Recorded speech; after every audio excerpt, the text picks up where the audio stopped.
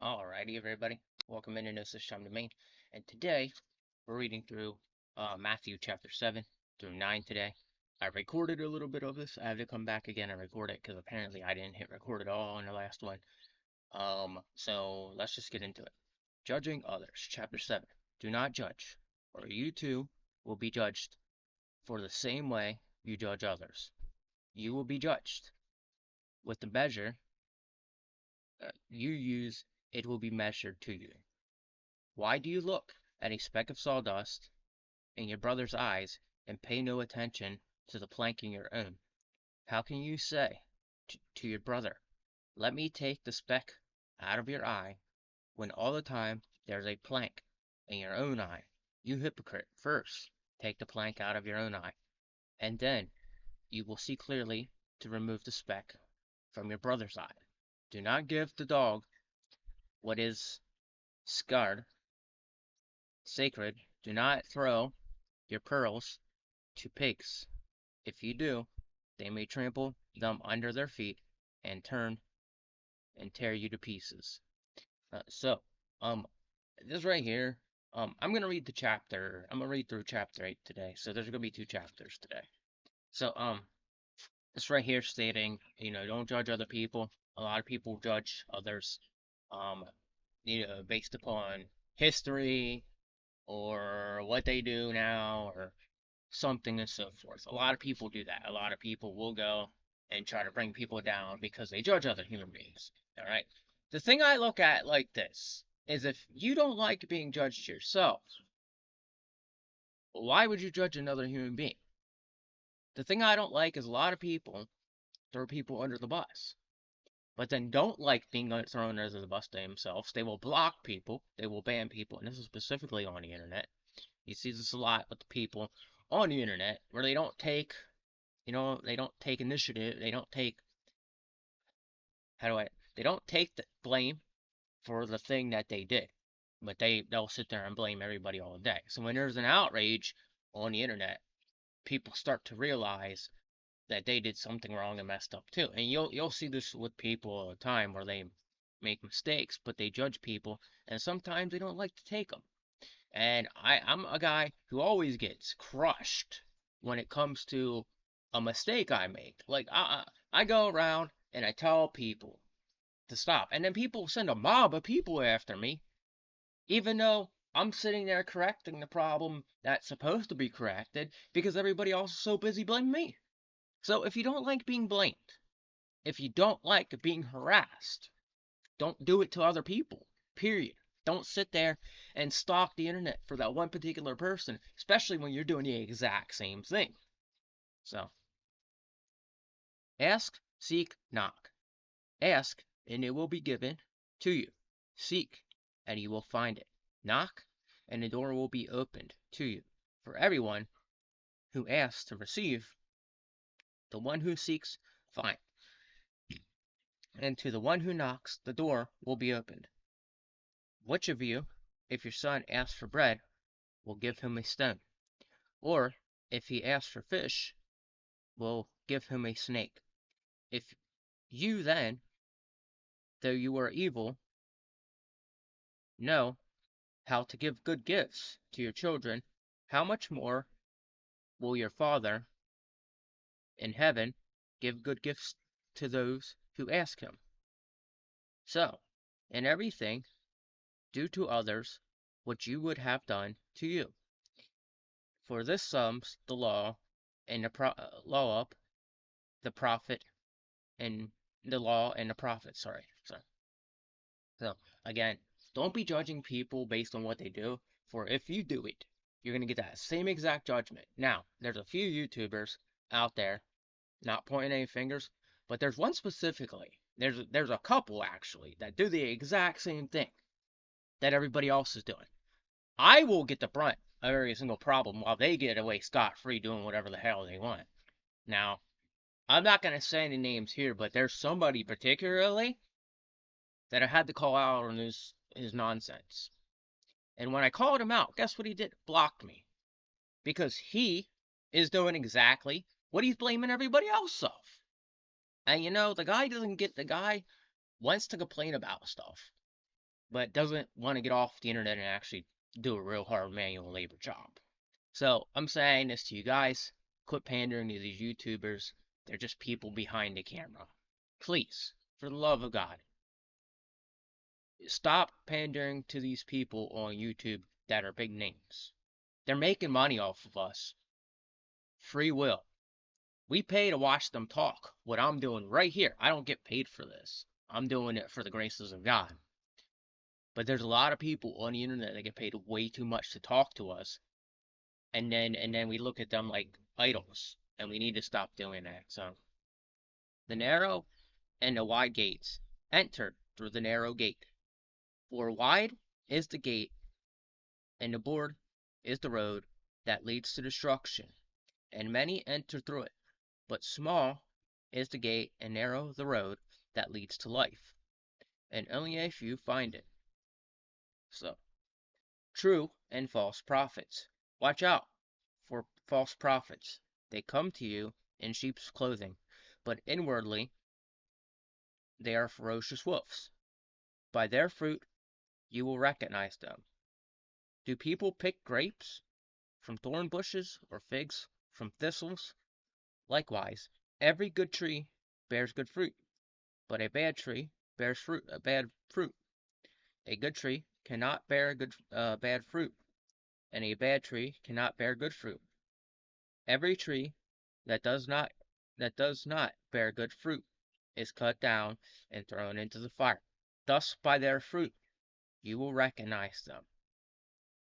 All right, true and false disciples. Not everyone who says to me, Lord, Lord, will enter the kingdom of heaven, but only the one who does the will of my Father who is in heaven.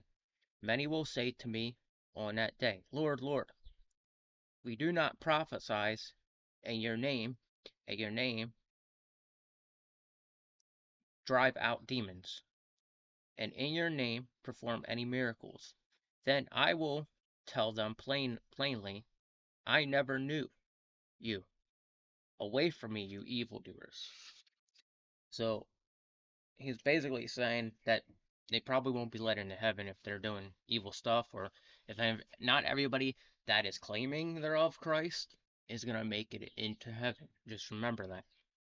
The wise and foolish builders. Therefore, everyone who hears their words of mine and puts them into practice is like a wise man who built his house on the rock.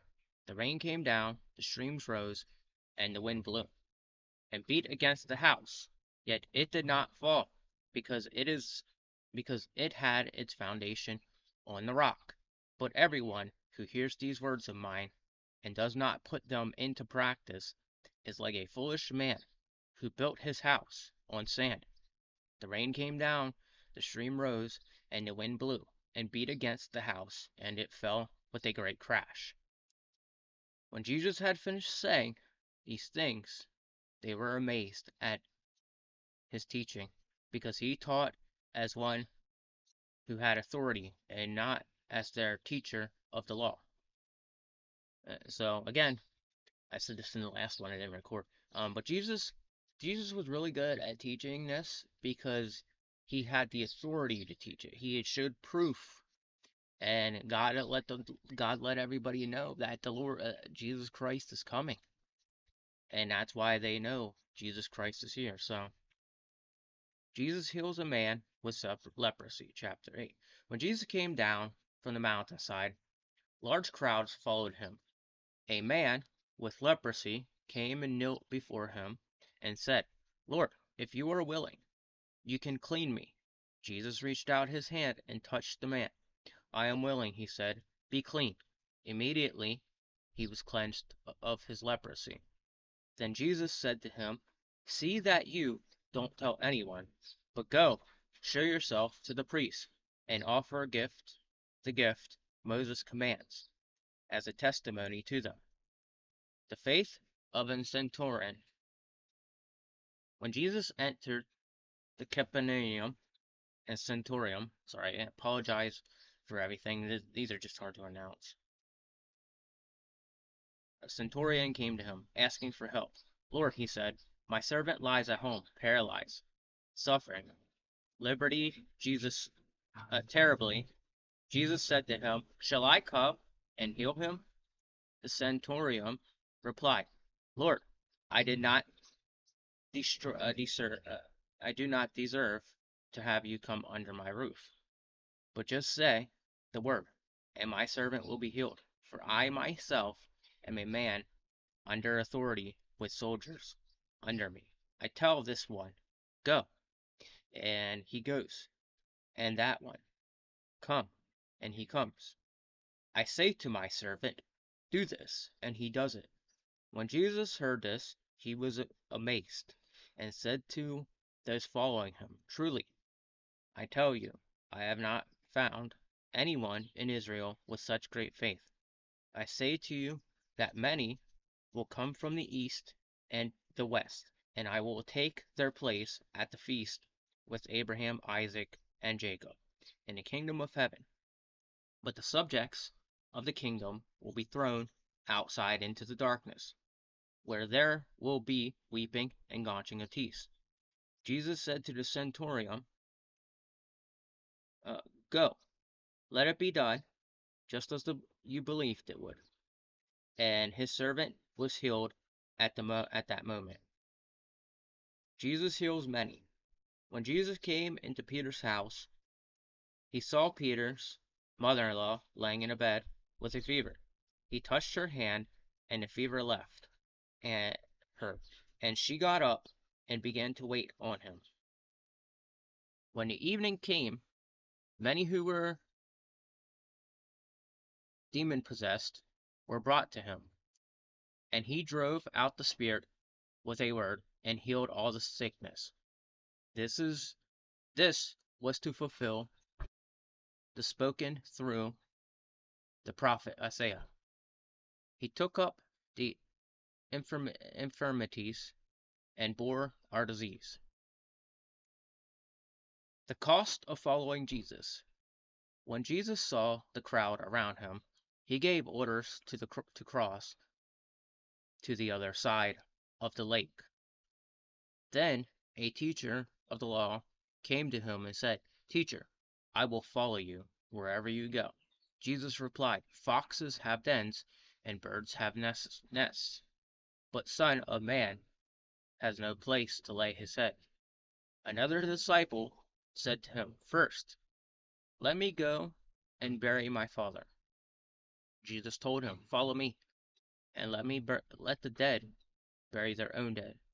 Uh, and Jesus, sorry, I gotta repeat that. But Jesus told him, "Follow me, and let the dead bury their own dead."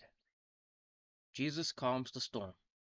Then he got into the boat, and his disciples followed him. Suddenly a furious storm came up on the lake, so that the waves swept over the boat. But Jesus was sleeping. The disciples went and woke him, saying, "Lord, save us. We're going to drown." He replied, "You of little faith, why are you so afraid?" Then go up and rebuked the wind and the waves, and was completely calm. Then men were amazed and asked, "What kind of man is this? Even the wind and the waves obey him." Jesus restores two demon-possessed men. When he arrived at the other side in the region of the gardens, two demon-possessed men came from the tombs, met him.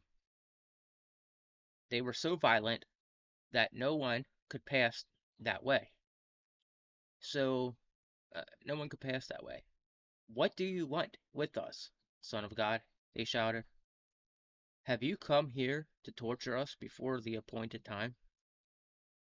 Some distance from them a large herd of pigs was feeding. The demons begged Jesus, "If you drive out, send us into the herd of pigs." He said, "Go." So they came out and went into the pigs, and the whole herd rushed down the steep bank into the lake and died in the water. Those tending the pigs ran off, went into the town, and reported all this, including what had happened to the demon possessed man. Then the whole town went out to rescue Jesus, and when they saw him, they pleaded with him to leave their region. All right, so I'm stopping there for right now. We'll be back tomorrow with 9 and 10. I'm doing 2 chapters for now. So that way, we can get this done over time. But all right, yeah, as you can see, Jesus was a very powerful human being. He was a mere man, and we have to remember that. But Jesus still really was a human being when you think about it. So, with that said, have a wonderful day. God bless you, and take it easy.